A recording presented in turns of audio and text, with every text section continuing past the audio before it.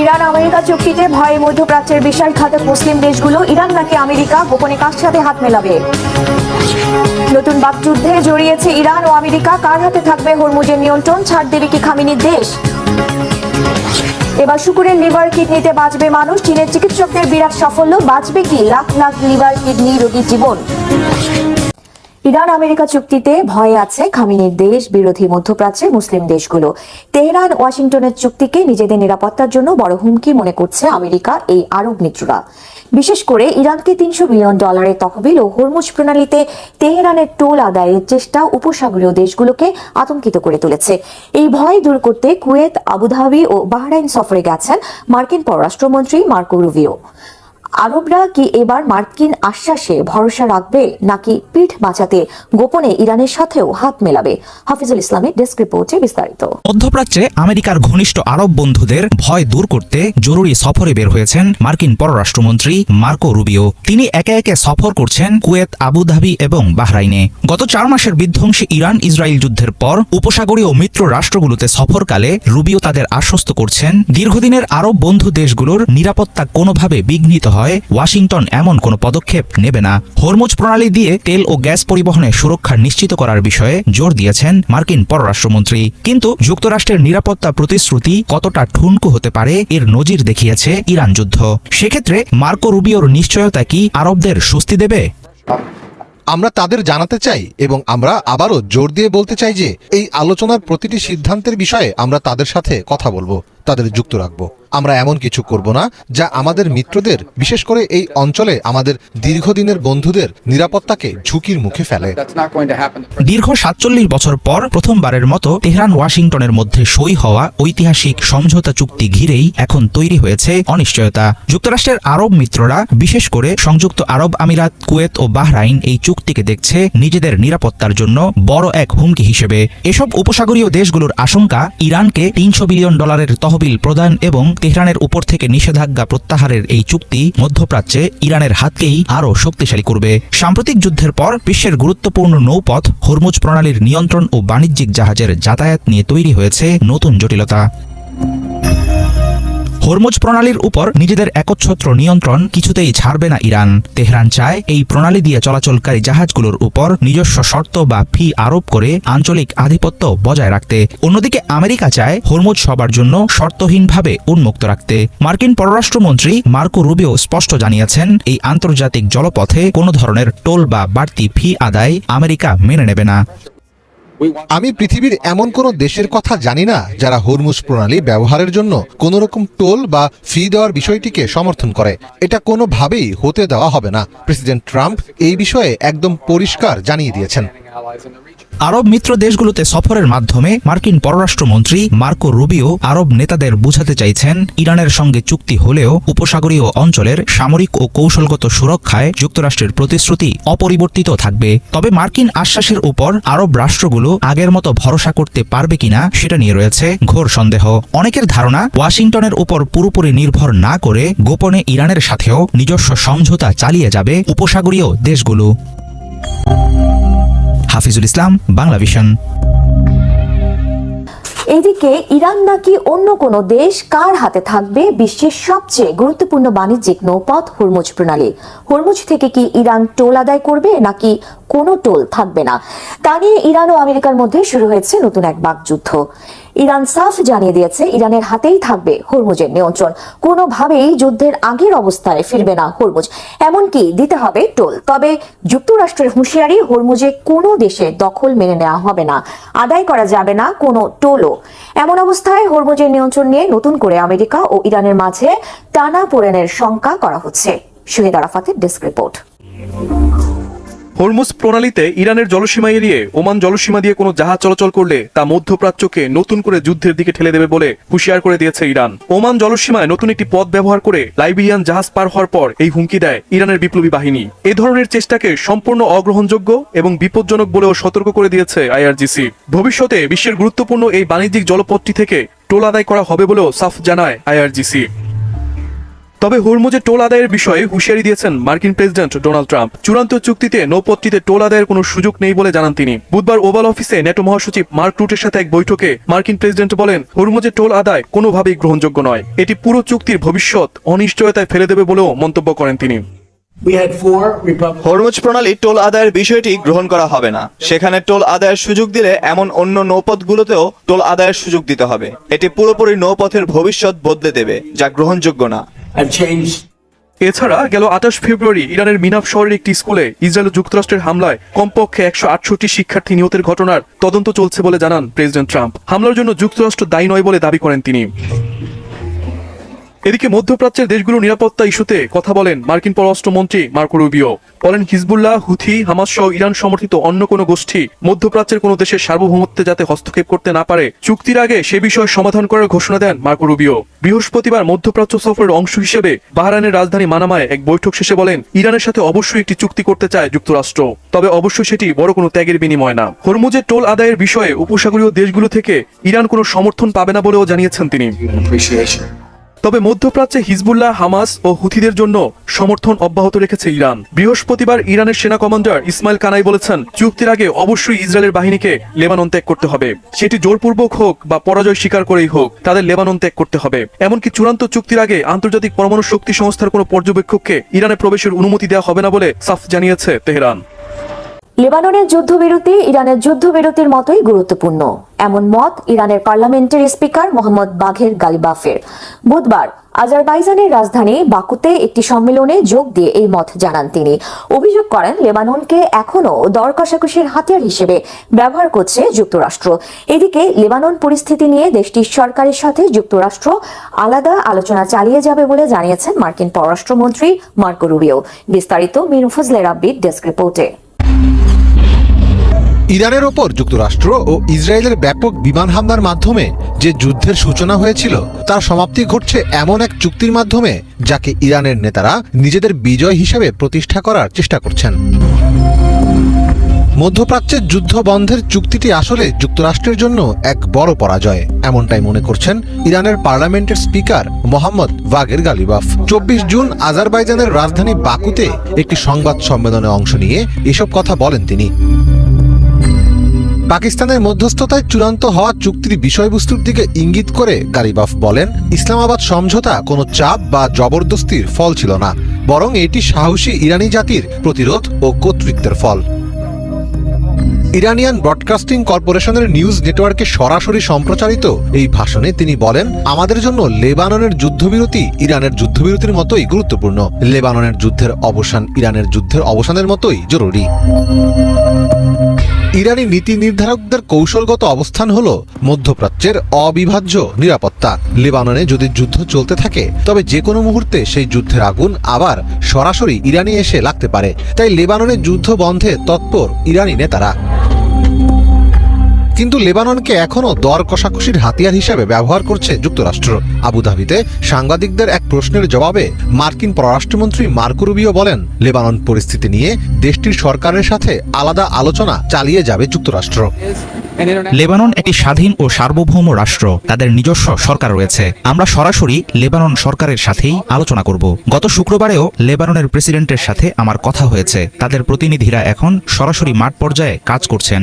ইরানের একটি নিজস্ব এজেন্ডা রয়েছে, আর তা হলো হিজবুল্লাহকে তাদের সমর্থন ও পৃষ্ঠপোষকতা দেওয়া। ইরানের সাথে আমাদের আলোচনায় সেই বিষয়টি অবশ্যই টেবিলে থাকবে, কিন্তু লেবাননের ভবিষ্যৎ কেবলই দেশটির জনগণের এবং তাদের নির্বাচিত সার্বভৌম সরকারের, আর আমরাও তাদের সাথেই কাজ করে যাব।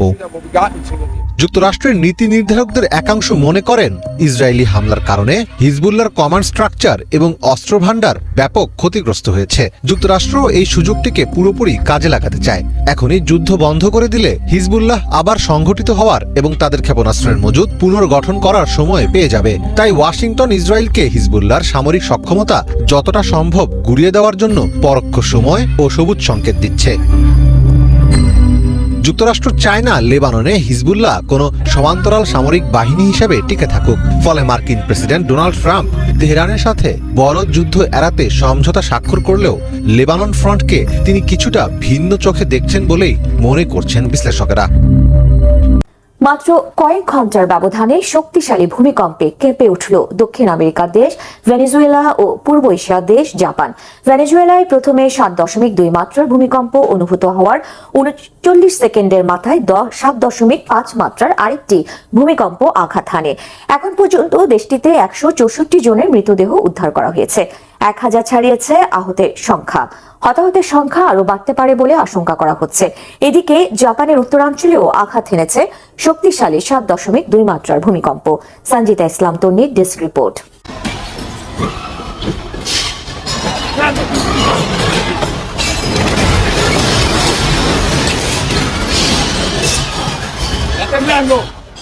হঠাৎ তীব্র ঝাঁকুনি, চোখের সামনেই ধসে পড়তে শুরু করে ভেনেজুয়েলার প্রধান আন্তর্জাতিক বিমানবন্দর মাইকুয়েটিয়া এয়ারপোর্টের একটি অংশ।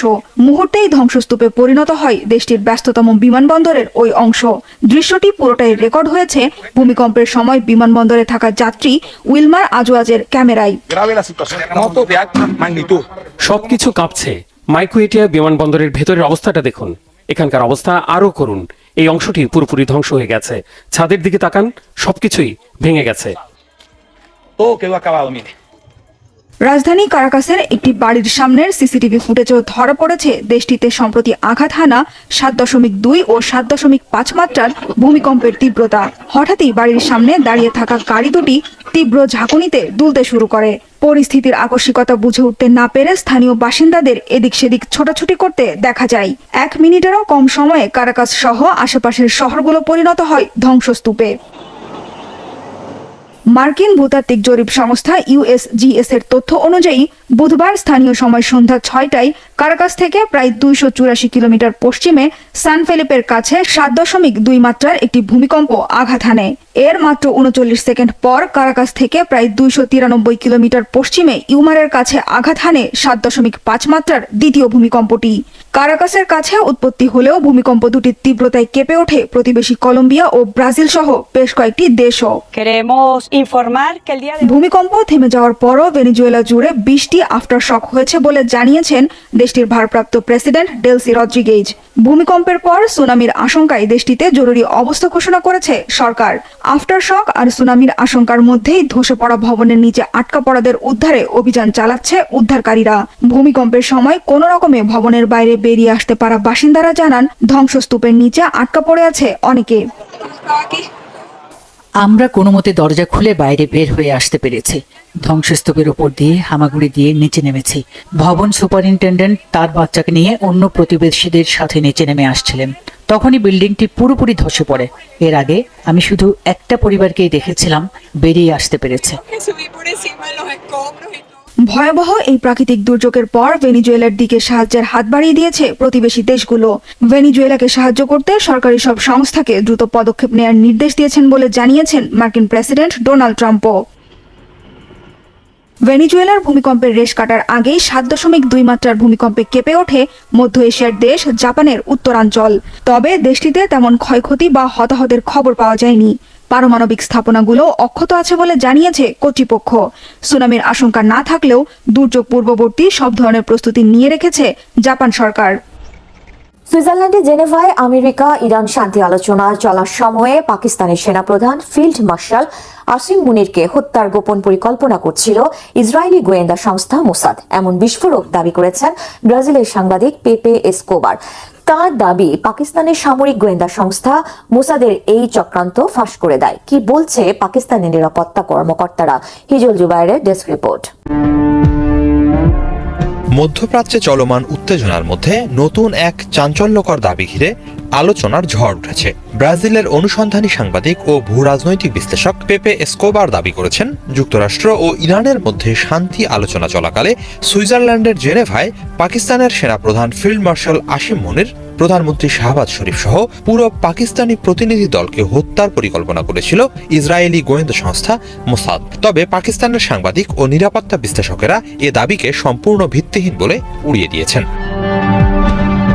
ইন্ডিয়া টুডে, হিন্দুস্তান টাইমস সহ ভারতীয় বিভিন্ন সংবাদ মাধ্যমের প্রতিবেদনে বলা হয়েছে, ইন্টারনেট ব্যক্তিত্ব ও রাজনৈতিক ভাষ্যকার মারিও নাওফাল আয়োজিত একটি পডকাস্টে অংশ নিয়ে পেপে এসকোবার ওই বিস্ফোরক দাবি করেন। তার দাবি, ইসরায়েলের প্রধানমন্ত্রী বেনিয়ামিন নেতানিয়াহুর প্রত্যক্ষ নির্দেশে মোসাদ ওই হত্যা চেষ্টার পরিকল্পনা করে। তবে পাকিস্তানের সামরিক গোয়েন্দা সংস্থা নির্ভরযোগ্য সূত্রের মাধ্যমে আগেই বিষয়টি জানতে সক্ষম হয় এবং দ্রুত পদক্ষেপ নেয়।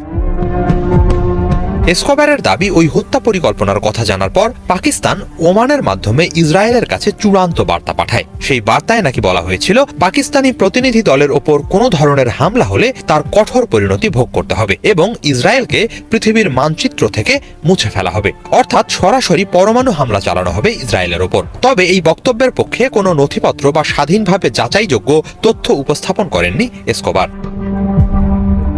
যুক্তরাষ্ট্র ও ইরানের চলমান সংঘাতের মধ্যে পাকিস্তান শুরু থেকেই প্রধান মধ্যস্থতাকারী হিসেবে কাজ করছে। দুই দেশের প্রাথমিক চুক্তিটি ইসলামাবাদ সমঝোতা স্মারক নামে পরিচিতি পেয়েছে।